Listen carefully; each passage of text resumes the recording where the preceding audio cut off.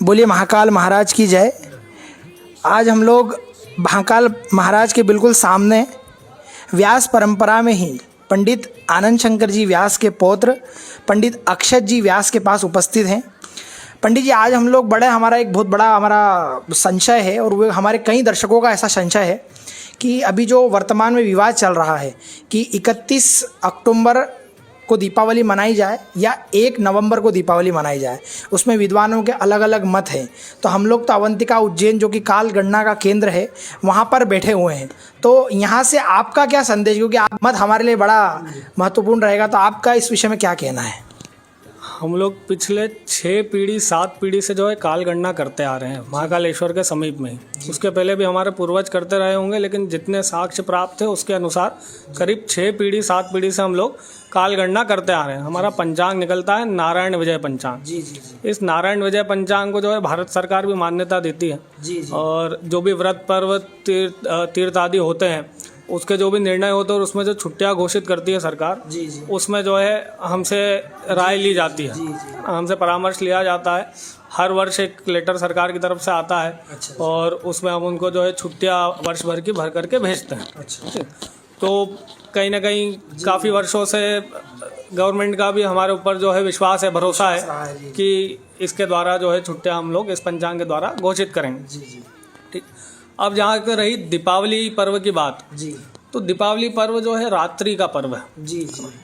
और मार्कंडेय पुराण का आपने नाम सुना हो तो उसके अंतर्गत दुर्गा सप्तशती एक ग्रंथ है जिसका अभी नवरात्रि में काफ़ी पारायण होगा और काफ़ी अनुष्ठान होंगे। तो उसके अंतर्गत जो है 4 प्रकार की रात्रि बताई गई है: दारुण रात्रि, काल रात्रि, मोह रात्रि और महारात्रि। उसमें काल रात्रि की जो संज्ञा है ये दीपावली से संबंधित है, अमावस्या से संबंधित है। अच्छा। तो इसके अनुसार भी रात्रि पर्यंत अर्धरात्रि में जो है दीपावली या अमावस्या लगी होनी चाहिए, उसको मान्यता प्राप्त है। और अगर देखा जाए उज्जैन के पंचांग के नारायण विजय पंचांग के अनुसार, तो हमारे अनुसार 31 अक्टूबर को दोपहर में शाम में 4 बजे जो है अमावस्या लगेगी। अगले दिन 1 नवंबर को 5:30 बजे अमावस्या समाप्त हो जाएगी। अच्छा, 4 से लेकर के 5:30 बजे? 5:30 बजे तक। अच्छा। और जो सूर्यास्त होगा वो होगा 5:45 पर। अच्छा। करीब 5:48 45 का जो है सूर्यास्त है। तो सूर्यास्त के पूर्व ही यहाँ पर जो है अमावस्या खत्म हो गई। तो अगले दिन प्रदोष व्यापिनी होने का कोई संशय उत्पन्न नहीं हुआ। ठीक है।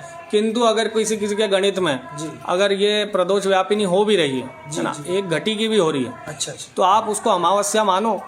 आप उस दिन जो है पितृ कार्य करो, पितृ के निमित्त दीपदान भी करो, दीप प्रज्वलन भी करो, किंतु लक्ष्मी पूजन एक दिन पहले करो। क्यों करो? क्योंकि ये निर्णय सिंधु कहता है, धर्म सिंधु कहता है। धर्म सिंधु में जो है स्पष्ट ये लिखा है कि अमावस्या अगर 2 दिन तक प्रदोष व्यापिनी हो तो परा लेनी चाहिए। परा मतलब दूसरी अमावस्या लेनी चाहिए। अच्छा। किंतु लक्ष्मी पूजन जो है पूर्वा में करो, मतलब एक दिन पहले करो, पहले वाली में लक्ष्मी पूजन करो। ठीक। अब एक तो लक्ष्मी पूजन हमारे यहाँ पर परंपरागत होती है प्रदोष काल में। ठीक है।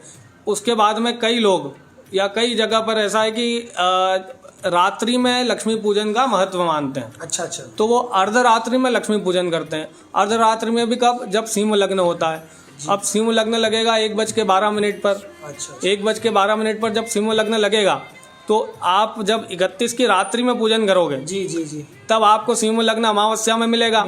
अन्यथा तो रोज सिंह लग्न आ रहा है। जी पंडित जी, जैसे हम लोग जनमानस में भी देखते हैं कि हम लोग मैं तो छोटे से जब से आ रहा हूँ, बड़ा हुआ हूँ, तो मैंने तो अभी तक रात्रि में ही लक्ष्मी पूजन अपने समय में देखी है। रात्रि में ही होती जी। तो उसके अनुसार भी अगर देखें तो कहीं ना कहीं हमारा जो 31 तारीख है रात्रि वाला जो है वो विषय सही प्रतीत होता है। अच्छा। ठीक।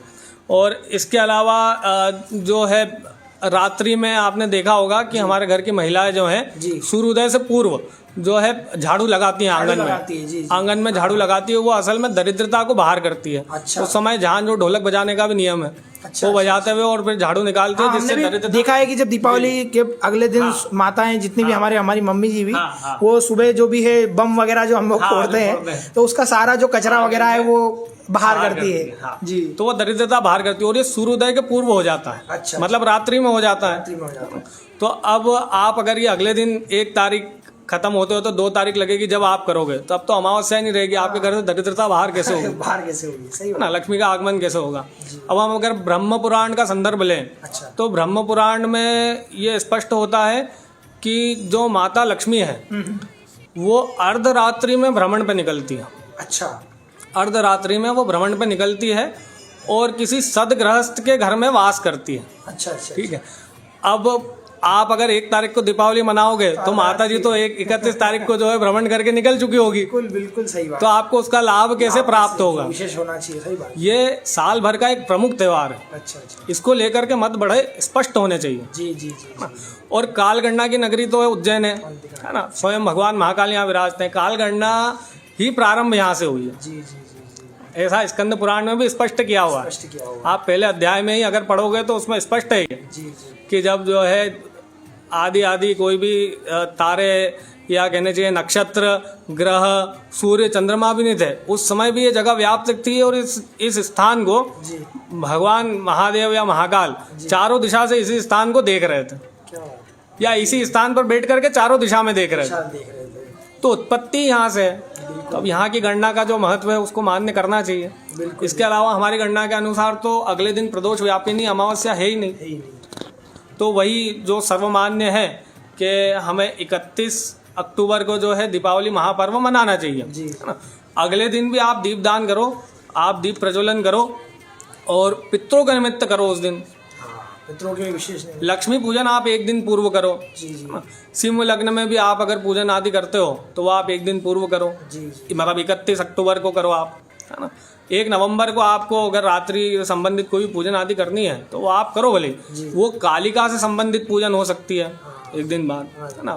माता काली से संबंधित कोई पूजन हो तो वो आप कर सकते हो। मतलब पंडित जी, जैसे अगर हमारे बाकी जितने भी सुनने वाले जो जानने वाले लोग हैं जिनके मन में भी ये कहीं ना कहीं संशय है कि 31 तारीख है 1 तारीख, तो मतलब कुल मिला के सारे तथ्यों के आधार पर जो कुल मिला के निर्णय आ रहा है वो हम लोग यही निकाल सकते हैं कि 31 तारीख सबसे श्रेष्ठ है। श्रेष्ठ तारीख है, उसमें जो है प्रदोष काल से अमावस्या लग के रात्रि पर्यंत है। रात्रि पर्यंत। जी जी जी। अगले दिन आप मनाओगे तो उसमें आप अगर किसी गणित के अनुसार आप मान भी लो कि वो जो है प्रदोष में व्यापिनी है 1 घटी तक, मतलब 24 मिनट तक आ रही है, जी।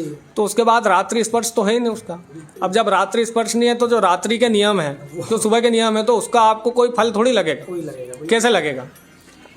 इसके अलावा कई मैंने ये भी सुना कि जो कंप्यूटराइज्ड पंचांग है, जी जी जी। आधुनिक पंचांग, आधुनिक पंचांग जिसको, उनका ये मत आ रहा है कि वो 1 नवंबर को ही मनाएंगे। अच्छा अच्छा। ठीक है, ये धर्मशास्त्र कहता है उनके अनुसार। क्या जब कंप्यूटर का युग नहीं था तो हम लोग गलत व्रत पर्व त्योहार मना रहे थे? बिल्कुल। आदि शंकराचार्य जी का प्रादुर्भाव हुआ धर्म को जो है सुचारू रूप से चलाने के लिए, पुनर्स्थापना करने के लिए। उन्होंने हर मत से शास्त्रार्थ करा, शाक्त से करा, शैव से करा, वैष्णव से करा, बौद्ध से करा, सभी से उन्होंने पृथक पृथक जो है, जो हम 6 दर्शन कहते हैं उनमें भी उन्होंने शास्त्रार्थ करके और सभी को परास्त करके और उन्होंने एक मत बनाया। जी।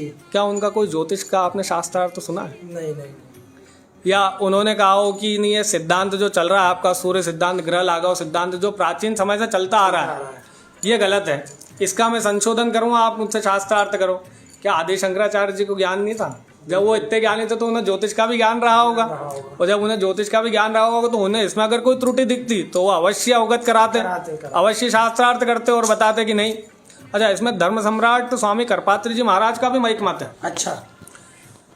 उनका ये कहना है कि अगर कोई दृश्य गणित, जैसे इन लोगों का दृश्य गणित होता है ना, तो जो व्रत पर्व है या जो घटनाएं हैं जो दर्श पर आधारित है, जैसे ग्रहण, तो ग्रहण के लिए इनका गणित सही मान्य है। अच्छा। है ना। उन्होंने भी मत दिया है क्योंकि जो आपको खगोलीय घटना आंखों से प्रत्यक्ष दिख रही है तो उसमें हम जो इसको मान्य कर सकते हैं, किंतु व्रत पर्व त्योहार आदि जो है ये जो है पुराने मत से ही मनाने चाहिए।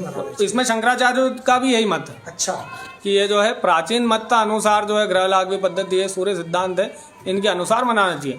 काशी विद्वत परिषद का ये फैसला आ गया है कि 31 अक्टूबर को जो है जी हम पंडित, हाँ हमने ये भी सुना था हाँ, कि काशी में भी 31 तारीख को ही, तो कहीं ना कहीं अब काशी और उज्जैन तो ये है हाँ, हमारे सनातन धर्म के दो ध्वज हैं, हाँ, है ना, स्तंभ जिनको कहते हैं वो हैं। तो अगर यहाँ पर भी 31 तारीख को मान्य है तो फिर, और काशी में भी है तो काशी फिर में भी मान्य है। असल में क्या होता है कि दो पद्धति के पंचांग चलते हैं। एक प्राचीन पद्धति है ग्रह लागवी सिद्धांत, सूर्य सिद्धांत आदि से।